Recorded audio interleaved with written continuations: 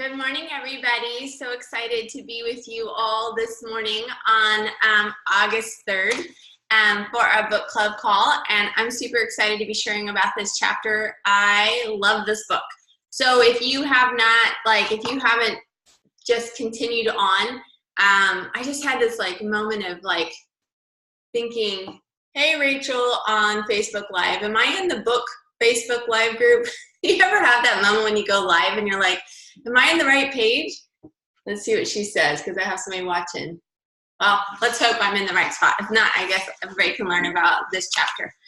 So I just love John Gordon, and I've read all of his books. So if you haven't read his books, and I know we talked about this last week, but if you haven't read his books, I highly suggest you just go to Amazon. You can buy a bundle and just get them all, because they are incredible books. They're going to help you in every aspect, but they're so easy to read. This was his first book, kind of his first book where it's not in a story form. So most of his books are written in an allegory, and they all connect and interconnect. And so, for lots of us, for me, personal growth and development books, it was the first time for me to read books like this when I started my Arbonne business. And so it really does, his books are a really easy segue into that process. So without further ado, I want to hop into chapter 3, you guys, because this is a really, really crucial chapter. And we know that the title is Positive Leaders Drive Positive Cultures. And right underneath that, where it says culture is not just one thing, it's everything. And I love that he touches on this, you guys. Just like on that first page, he says, I use the word drive here because as a leader, you are the driver of your bus, and you have a big role and responsibility in creating the kind of journey you and your team will experience. To me, this chapter has everything to do with let's take personal responsibility for our business. If we want to be the kind of leaders that we see and want to and emulate, like Carleeta and all these incredible leaders that have paved the way for us. Guys, they didn't wait for someone to tell them, hey, you have to take personal responsibility for your business. They just did. And it's the difference maker. So I love the story that he gives about the 2 different principals at the schools, just right here on the first page. Because one of them took the energy bus, which was John Gordon's first book. And if you don't even know the history behind that, the fact that that book has been rotated and used in so many businesses and so many people's lives, it took so many publishers. He got denied and turned down so many times, and he just kept going. That's why I love John Gordon's story and his life, because I feel like it's such a great example for what we're doing and how we continue to, fight the fight. But those 2 examples that he gives are great, because one took initiative, applied it to themselves, and really created this culture of learning. The other one said, hey, let's basically read this book, but didn't think about it for themselves. And I have a really cool example that goes along with that. So years ago, when I was reading John Gordon's book, The Soup, my daughter was working at Chick-fil-A in high school, and she had she got to know the owner really well, and the owner would always be frustrated. Why doesn't things work better? I just want things to get better. So Samantha suggested she read this book. She said, hey, I think you should read this book. I think it'll help a lot. And she read the book, but then she asked Samantha, she said, hey, I want you to create this wall of leadership. And Samantha created this big, huge, bulletin board of things to do and what it means to lead and all kinds of really cool things that she created. But the missing component was the owner never took initiative herself.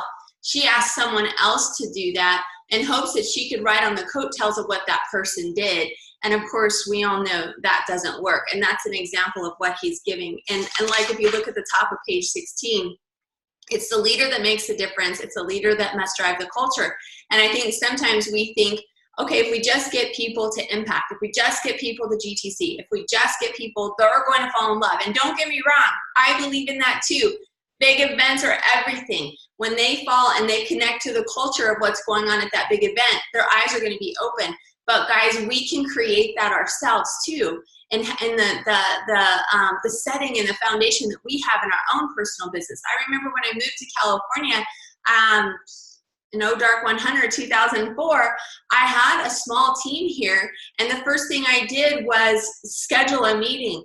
And I think we had like 7 people there, but I knew because of what I had experienced in Oklahoma that I needed to do that. And when someone on my team calls me from long distance and they go, where are their meetings? Where are their meetings? And I'm like, I don't think there's any meetings in that area, but that's the good news. You can create your own. You can create that environment, whether it's you and one other business builder.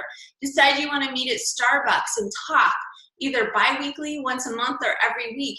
Set up that kind of an environment for yourself, because it's gonna you'll see the difference, because people love to connect. And if you have a team that's spread out all across, that's okay. Decide you want to weekly meet on Zoom to talk and share, or create other avenues to do that as well. So as we go back into the chapter, I had like my pages written down, and now I'm like, oh my gosh, where did it go? So there's 2 different types, 2 different kinds of leaders, you guys. There's A, one who acts, and B, one who expects others to act. If you're one that's waiting for like maybe your sponsor to create that environment, guys, this is the time to do it yourself. It's the time to act. Even if you're a consultant, you don't have to be a VP to create this sort of a culture for your team. It is something, like he says on page 16, driving your culture is not something you can delegate. You're the leader, and you must spend your time, energy, and effort creating and building the culture of your team and organization. And here's the crazy part, guys.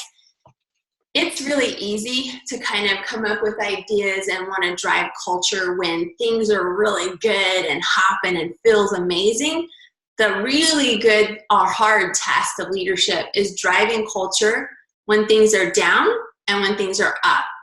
So to me, I believe it matters the most when things are down and not when things are up. Like, because it's when what we do in that downtime that will propel us when we get up and our mountaintop experience starts to turn around, right? Because there's always a valley before a mountaintop experience.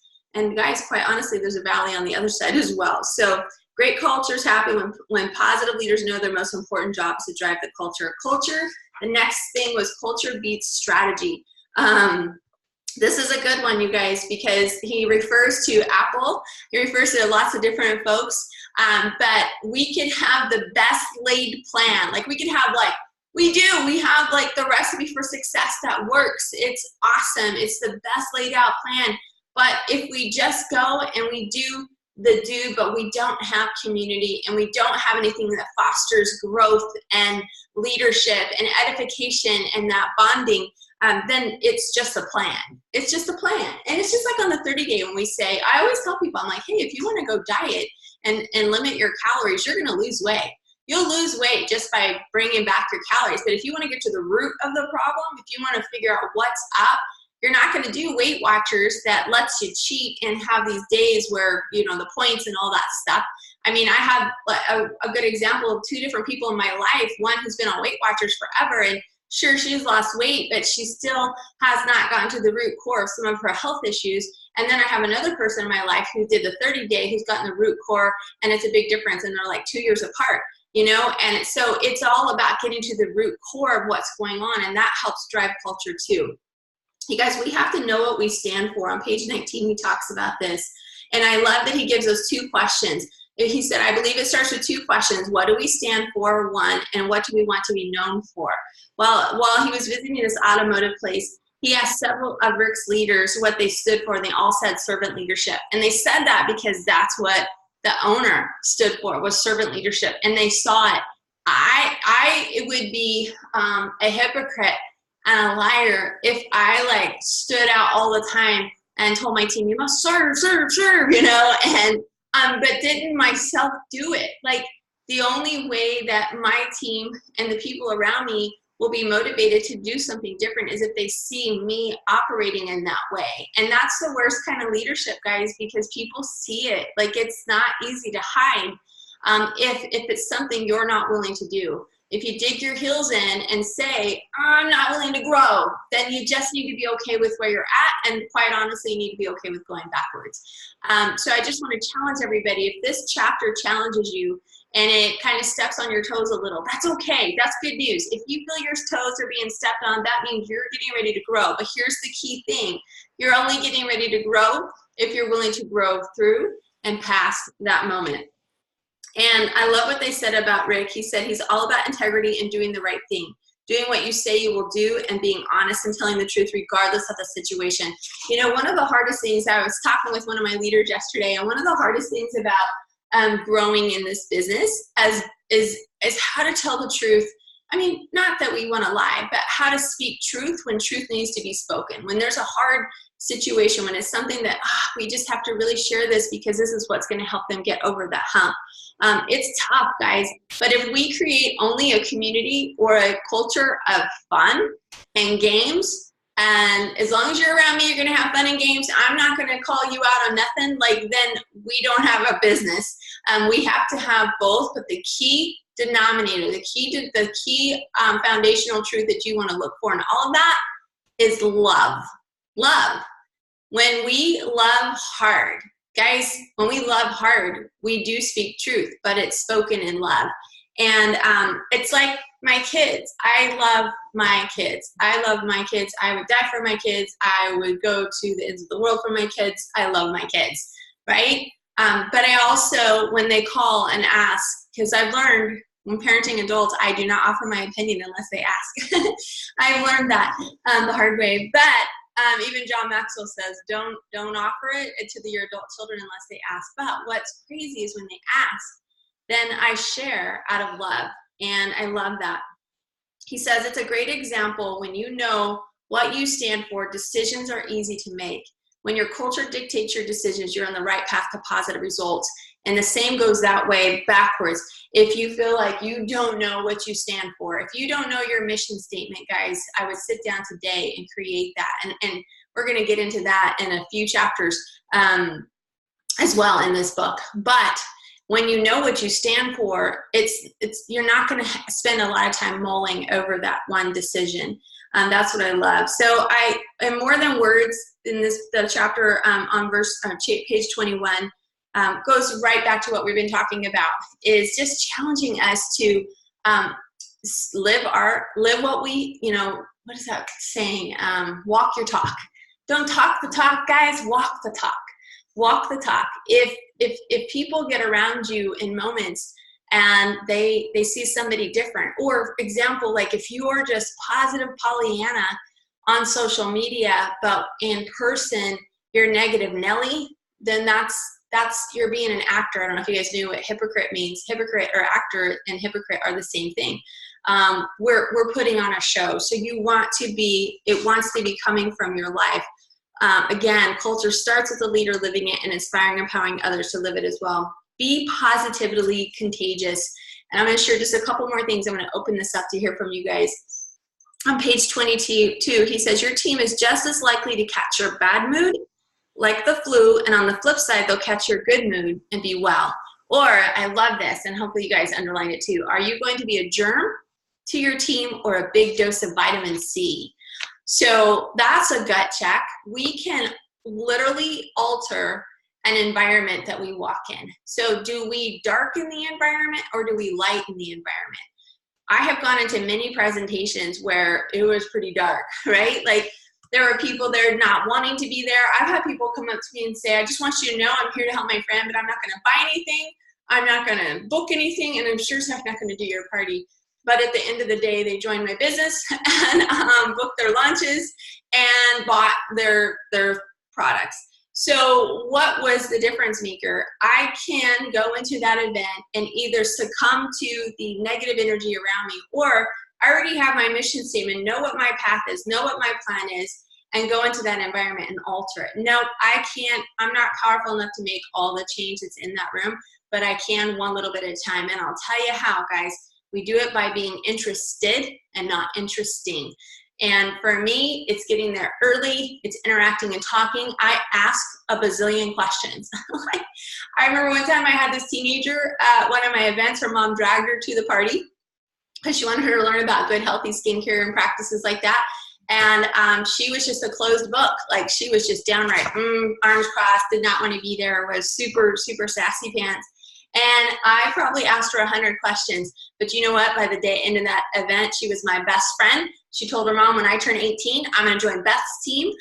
She told her mom, you can buy me whatever you want. I'm going to totally use it. And why do you think that happened, guys? Because I helped create the culture I believe in at that event. That's the power of what we can do. And that's why I love this business so much, because if all we did was go to a 9-to-5 job and only interact with the people in our 9-to-5 job and the people at our home, we're not reaching that many lives.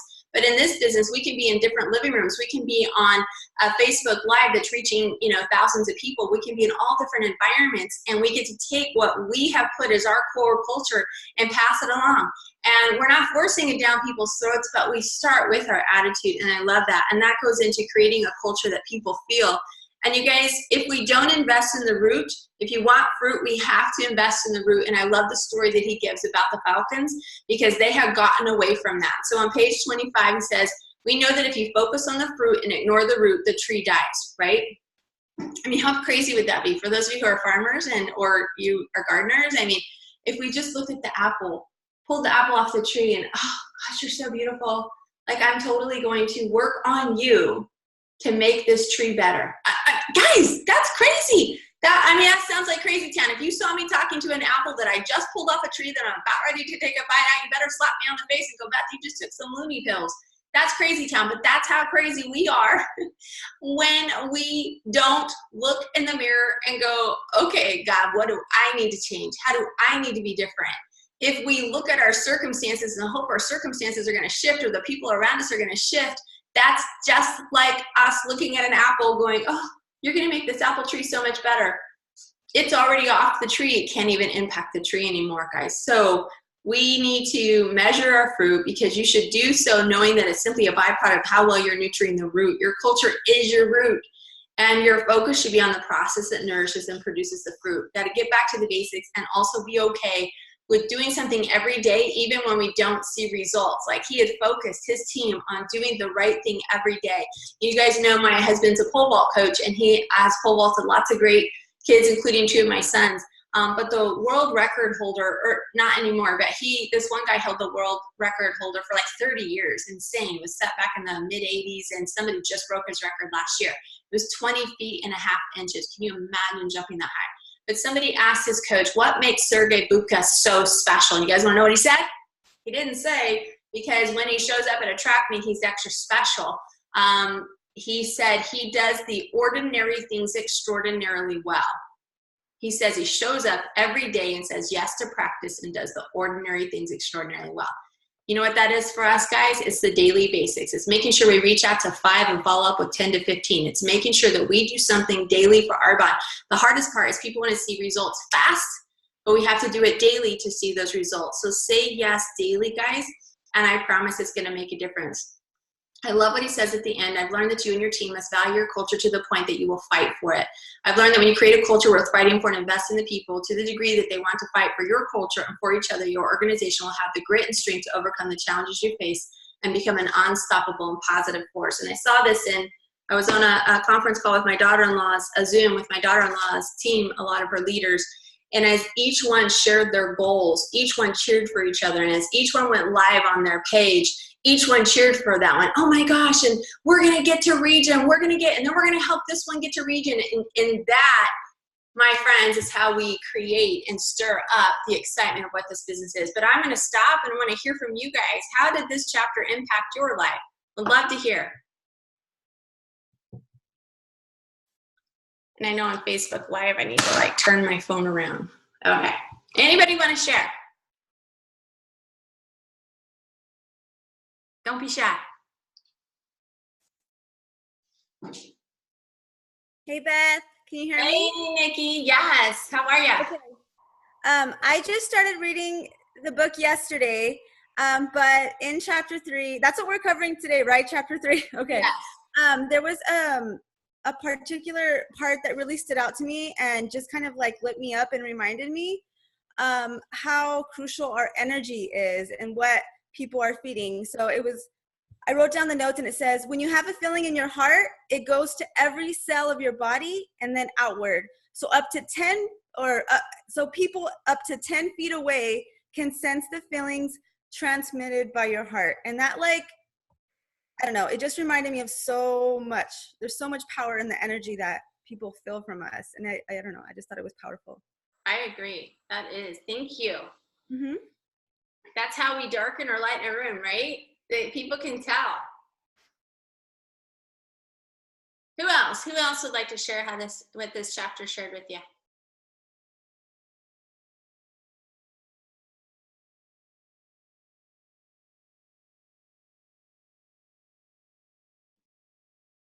I might start calling on you. Just kidding.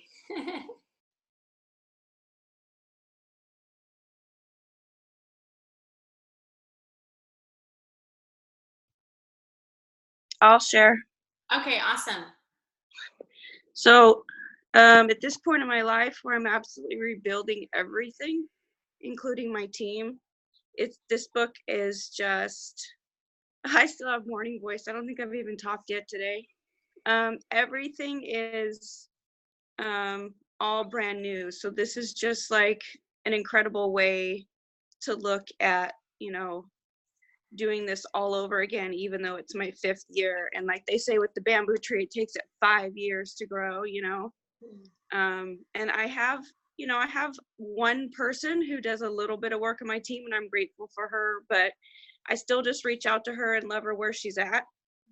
And another girl who wanted to get started and due to circumstances, can't.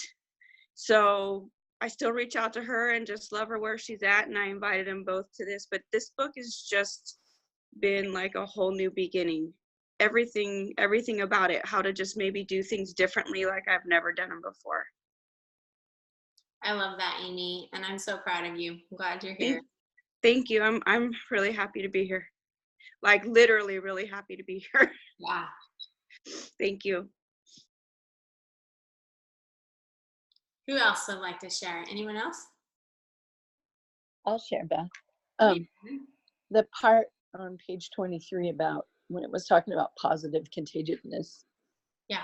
That I love, because I've met so many women that are shy, and you talked about being shy. And when I show them you like a YouTube or something of you, they're like, no way was she shy. But it says you don't have to be an extrovert to be positive and contagious, positively contagious, or a raw leader and bounce off the walls. It means that from the heart, you simply broadcast the love, passion, positivity, and purpose that you have for your team, organization, and mission, and that it comes from your essence. And I love that, because it truly does. And, you can sit quietly and people still know that where you're coming from, usually because you've exuded that and displayed that. So I like that he wrote it that way. I agree. That was super encouraging to me too. Guys, it's funny, is years and years ago, because of my shyness and awkwardness, people used to think I was stuck up. So I was not exuding any kind of good thing coming from that. When I found that out, I was mortified. And that's why I used to, it's funny because Arbonne was an answer to prayer for our lives for several things. But I used to pray, okay, God, if people think this, help me get over this. Like, I don't want to be that person that always says, I'm too shy. And I was. And then he gave me a business called Arbonne. He kicked my butt, and I'm so grateful. But it is, because to me, that was what I always thought was you had to be something I wasn't in order to grow out of my comfort zone. And it's like, I just had layers built up over me. And I think that's what we all have. We have layers of life that maybe things didn't go right, or things that maybe we're bitter about or struggle with. And those are the things God wants to peel those layers off of us, but we have to be willing. If we have a stubborn heart that says, no, I'm digging my feet in the ground, I'm not willing to change, I can't help you. God can't help you, because you have to have a willing heart. And that's what I love about what he shares. Thank you, Robin. Who else? Anybody else like to share? I'll share. This is Elise. Awesome. Maybe I can turn my video on. Yeah, I can hear you. Okay. So on page 22, and I guess the biggest lesson I've been learning this past summer, which I have known, but it just really has come to fruition for me, which is it's not about me. And a lot of times when I'm thinking about, setting up parties and all of that, it occurs around me rather than outside of me. So at the top of page 22, the rules you set with your example are what your organization is really all about. So make sure you live and breathe the values written on the walls, which you talked about that too, Beth. Walk the walk. Walk the walk. Right, yeah, and that you talk. Walk the walk that you talk.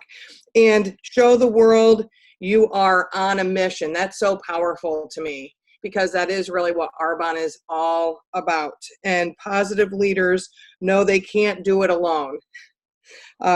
Culture starts with leading, with the leader living it and inspiring and empowering others to live it as well. So I just thought that was really powerful as well. I agree. Thank you for sharing. Love that. Yes. Thanks for doing this. You're welcome. Who else would like to share?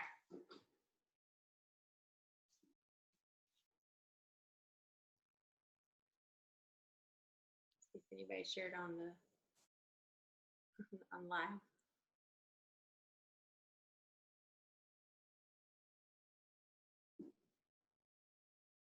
Okay, we don't have anybody else that wants to share. What I want to encourage everybody to do is to, setting my phone on my computer. Okay. I want to encourage everybody today. We're at the beginning of the month, so there's so much meat in what we can do to take. And this year, I have set out and read more books already this year than in any year in my business. And I decided a year and a half ago to up the ante in my business. And this year, at the beginning of the year, I'm like, I don't want to be the same person a year from now, 2020. And guys, we still have time. I read Mark Batterson tweet. I'm going to paraphrase it, but he said, you could be a person who is a person of faith for 25 years and live the exact same year 25 years in a row.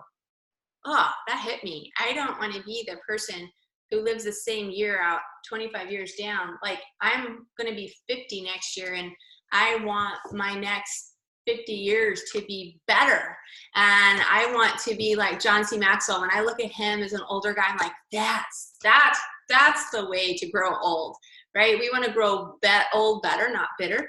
And unfortunately, what we see in our world is we see a lot of the opposite. So decide to challenge yourself to grow. But here's the other challenge I gave myself. I can read, and get all excited about what I read. But if I don't read and do something about it, then I'm just reading. And quite frankly, that's a little dangerous, because the more we read that's going to challenge us to grow, but we don't do something with it. Too much is given, much is required, guys.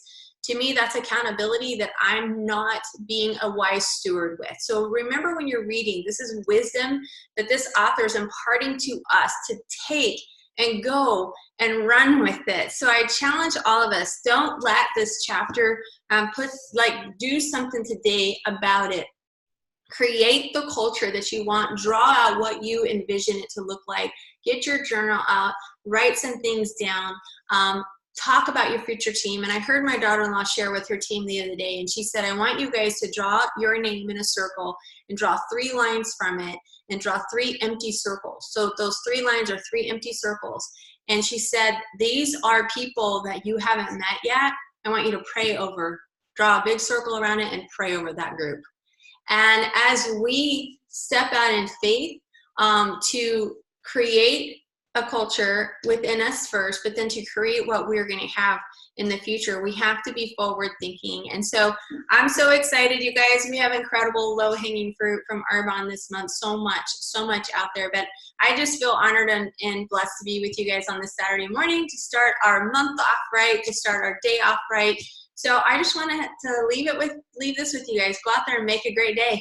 And I'm not going to say have a great day. I'm going to say make a great day, because it's within our power to do.